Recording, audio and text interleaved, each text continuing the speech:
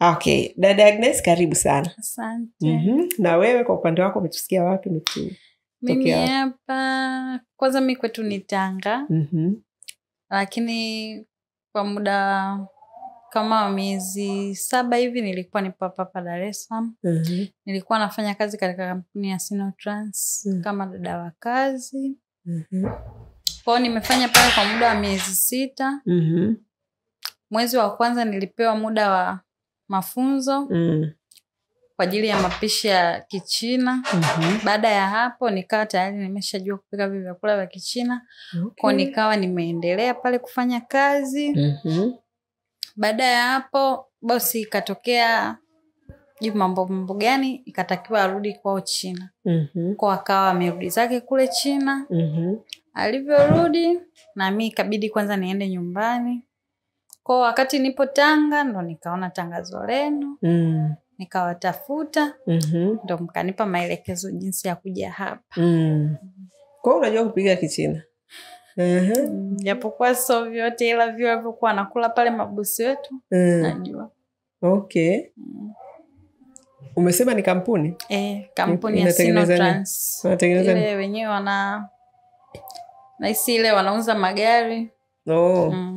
Wanatoa China. Vyakula gani ulikuwa unawapikia? Kuna gyoza. Gyoza ndio nini? Nyoka. Maandazi yao fulani hivi yanatengenezwa na ngano. Ndani mnaeka mboga za majani, mengine mnaeka na nyama, mnachemsha. Kuna ile ya kufanya, kuna masufuria yao ambao mnaekea hivi chini na maji mnayachemsha. Hawaweki kwenye mafuta? Muda mwingine haweki kwenye mafuta. Kuna ambayo anatiwa kwenye mafuta, kuna ambayo haweki kwenye mafuta. Kuna pegu. Nini? Pegu. Pegu ndio nini? Nguruwe. Kwa majina tu tofauti. Wana majina yao, mboga zao za majani. Kwa hiyo vyote umejifunza kupika. Okay. Nilichopenda hapo nawaambiaga wadada hapa kwenye haya maisha usijiwekee limit kwamba mimi sijui kufanya kitu fulani. Yes. Mimi mwenyewe ni fundi cherehani. Wewe fundi cherehani, endelea kujifunza. Yaani kwenye haya maisha usije ukasema mimi nimeshakuwa yani I'm too late kujifunza kitu fulani. Umeelewa kwamba umri sasa hivi nirudi nikasome kitu fulani, soma. Yaani umenifurahisha unaposema umeenda kujifunza kupika vyakula vya Kichina na ukapika na ukafanya nao kazi. Walikuwa wanakulipa shilingi ngapi? 300,000. 300,000? Wow. Fursa ilipotokea nikapeleka maombi mara ya kwanza nikakosa. Nikaja nikapeleka mara ya pili wakaniita, nikaenda nikafanywa interview.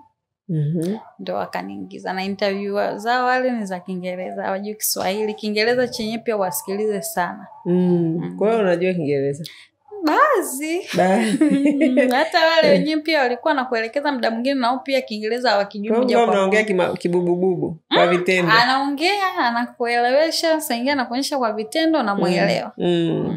Okay. Kwa hiyo unafanya nao kazi muda gani? Miezi 6. Miezi 6. Hongera. Wewe kuna kaujuzi umetoka nako. Nashukuru Mungu. Ukipata Mchina anahitaji dada yani wewe anakupitisha moja kwa moja. Mtajia hivyo vyakula tu. Tayari. Ukipata mteja wa Kichina. Sasa huyo sijitamtoa. Hawapendi uzembe wale, hawapendi uzembe, wanapenda mtu ambaye yuko smart. Kwanza wanakuangalia na wewe mwenyewe jinsi unavyovaa. Wanakuangalia usafi wako. Umejifunza vitu vingi. Tazama kwanza usafi wako wewe. Na jinsi unavyokuwa pale. Wale hata maji ambayo sisi tunapikia chumvi wale no. Maji yao wale maji safi ndio yanaopikia. Haya dukani. Nyinyi ndio mtakaopikia pale. Hivyo yani mkiosha vyombo, kisha maliza kuvifuta, kuna kabati la kuweka mnaweka na moto. Kama kuna bakteria wafe hivyo. Kitu ukitoa pale unafuta na tissue ndo nawekea mezani wale. Yaani usafi muda wote pale. Kwa hiyo umejifunza. Hiyo miezi 6 kuna kitu umejifunza. Niko vizuri. Uko vizuri. Hata wenyewe pia wameenda zao China lakini pia wananungunika, wanatuonea huruma kwamba wametuacha hivyo ajira. Ndio kama hivyo tutakuwa tena hatuna. Walipata tatizo au ni nini? Sijajua wenyewe kwamba alikuwa na shida gani. Wewe ilikuwa tu ghafla? Ghafla tu. Maana si tulikuwa kwenye apartment yao. Okay. Haya, maisha yanaendelea. Maisha yanaendelea. Life goes on, ndio. Cha muhimu umepata ujuzi, umepata uzoefu, umejifunza culture mpya. Kwa hiyo na hapa Wadada Center pia tuna culture yetu. Utajifunza jinsi tunavyofanya kazi, jinsi tunavyowahudumia mabosi. Yes. Ndio hivyo, ndio maisha. Yes. Karibu sana. Asante. Kwa malengo yako kuja kwetu ni nini?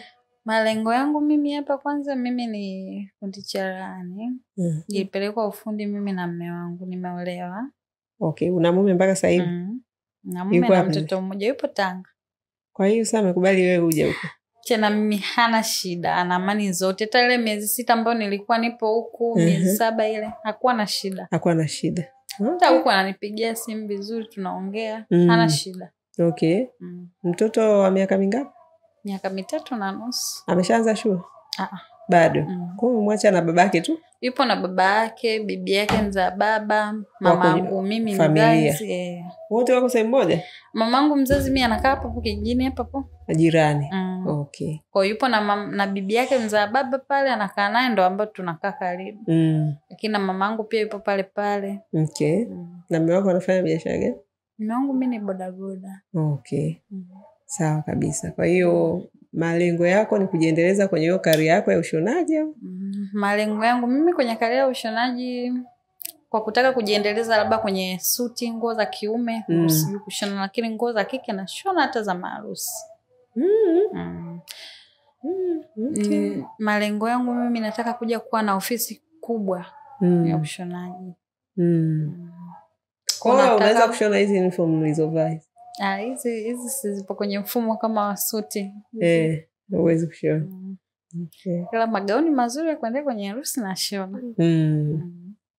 Sawa. Nataka niwe na ofisi yangu kubwa. Nikipata mtaji wangu, nitatengeneza ofisi yangu kubwa, nitakuwa nafungasha huku napeleka kule, maana kule kwetu si mafundi so wengi.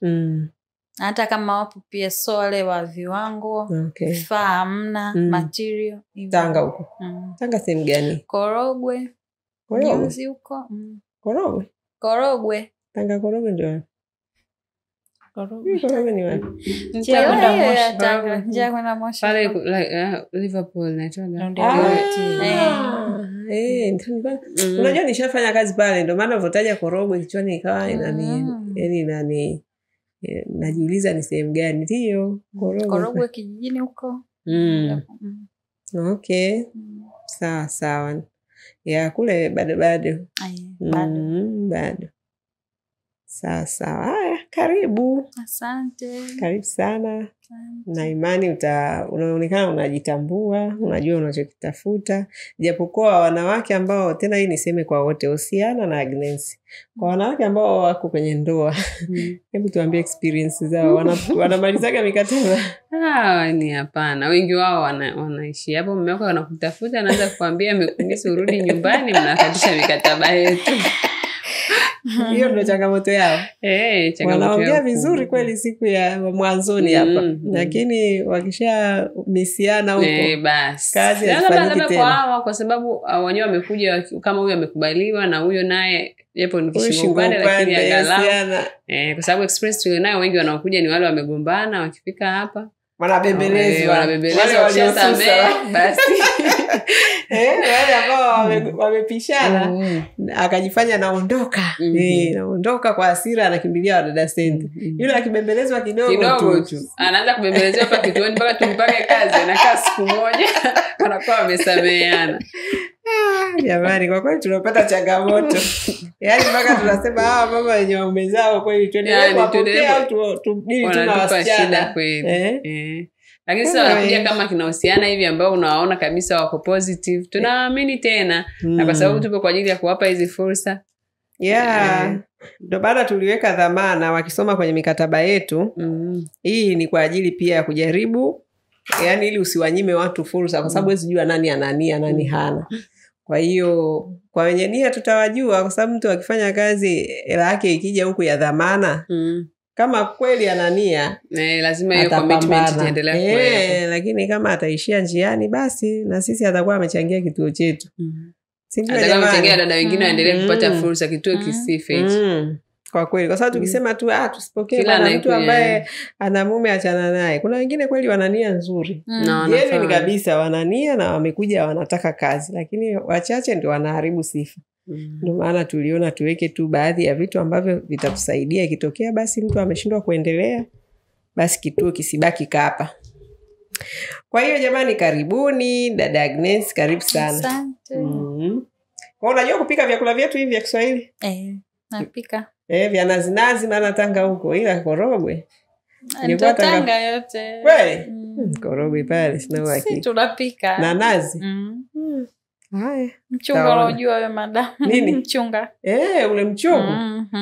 Alafu unaupikaje ni? Ule unapikwa mpaka unakuwa mzuri kabisa, unakula na nazi. Unatiwa nazi ule unakuwa vizuri kabisa unakula.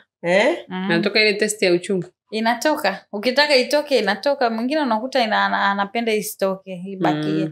Na mwingine naye unakuta anapenda itoke kabisa, inatoka ile inapoa kabisa.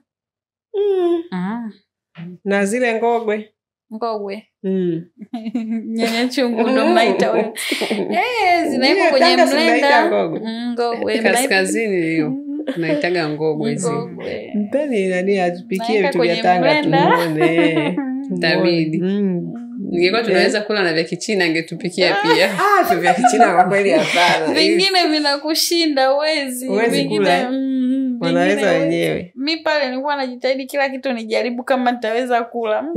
Ulishindwa. Kama hayo majoza ndo hayaliki kabisa. Hata nyama zao unakuta pia zimepouza, maana unazichemsha kwanza, unazichemsha kwanza, afu unazitoa tena unaziosha, ndo unakaanga, unachemsha tena. Unakaanga afu unachemsha. Jamani ndio hivyo. Kwa kweli hizo achia tu wenyewe achini. Pale tu. Jamani. Hizo kwa kweli ni za China, sisi tunataka nyama iwe na ladha ya nyama. Sisi karibu tu Wadada Center. Kikubwa ujue na sisi tuna standards zetu kama alivyosema madam. Kwa hiyo uwe tayari kujifunza kupita kwenye trainings zetu, na tunahitaji tukuone sio tu kwenye skills za Kichina, sisi tunataka za Kitanzania. Unfortunately wateja wetu wengi zaidi ya 95% ni wa Tanzania. Au wa China kumpata kwa kweli itakuwa ni changamoto. Kwa hiyo kwa sababu tunahudumia wa Tanzania, basi vyakula vyetu ndio hivyo vya nazi. Hivyo tunataka utupikie vizuri. Vingine mchemsho. Watu wenye hela zao, unajua sisi tunahudumia watu wenye hela. Ukiona mishahara hiyo mikubwa ni watu ambao kidogo maisha yao sio ya chini. Kwa hiyo pia vyakula vyao ni vya kisasa. Wengine wanataka diet. Wanataka hawataki mambo ya kunenepa. Wanataka kula vitu ambavyo havina mafuta sana. Hivyo vya sio kuchemsha sana lakini kugrill wanaita kuoka. Kwa hiyo mimi nilichopenda kama umeweza kujifunza vya Kichina, utashinda kujifunza vya Kiswahili? Hapana. Vile ni vigumu. Vile ni vigumu. Vya Kichina. Vya Kiswahili rahisi sana. Kwa hiyo cha muhimu tu ni mtu kujiweka katika mkao wa kujifunza na kuadapt mazingira mapya. Usikariri tu nishazoea kufanya hivi, hapo utaumia na hautaweza. Lakini ukisema mimi bwana niko tayari kwa lolote, nitajifunza, basi kila kitu kinawezekana. Mbinu ulizojifunza kule kama za usafi, nimekusikia process ulizosema za kuosha vyombo ni nzuri sana. Kwa hiyo hizo unaweza uka-apply kwenye namna ya kuvikausha vyombo vizuri, kukifuta kabla hujampelekea mwajiri wako. Hiyo unafanya hata kwa Watanzania. Usifikiri ni kwa Wachina tu. Ukimpelekea bosi wako pale glasi imekaa uchafu, sidhani kama atakufurahia kwa sababu sio Mchina. Kwa swala la usafi hata kwetu sisi tunalitaka kwa usafi wa hali ya juu. Haya, karibu. Asante.